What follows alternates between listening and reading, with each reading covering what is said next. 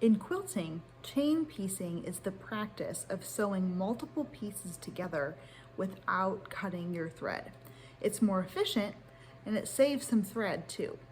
This is typically done early on when you're piecing. For example, you might make all of your half square triangles and then all of your flying geese. We can also chain piece entire rows, and that's what we're going to practice today.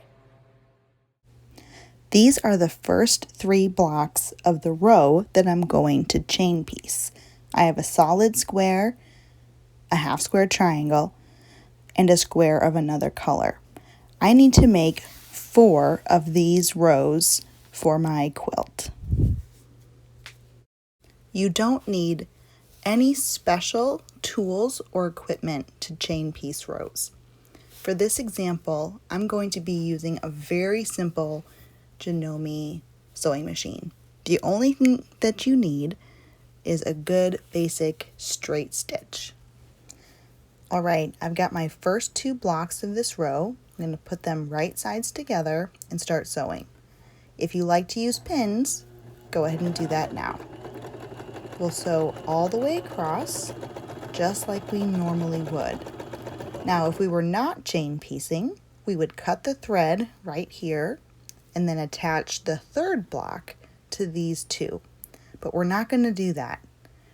Because we're chain piecing, we're now going to sew the next row, the second one of this identical row. So I'll grab those same 2 pieces again. This is now the second version of this row. And sew those across right behind the other one without cutting my thread. That's the most important part. I need a total of 4 of these rows, so I'll do 2 more exactly like that one. Again, without cutting my thread.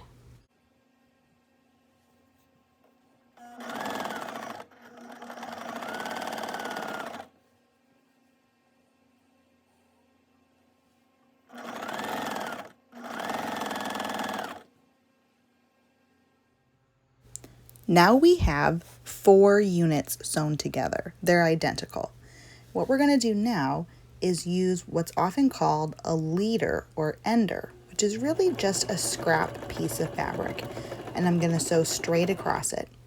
All that does is move the blocks I've just sewn out from under my needle so I can cut that thread. Now it's time to add the 3rd block.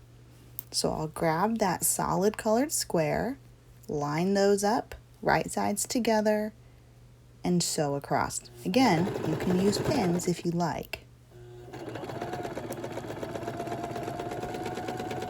We'll continue adding the 3rd block to each one of these units without cutting our thread in between them.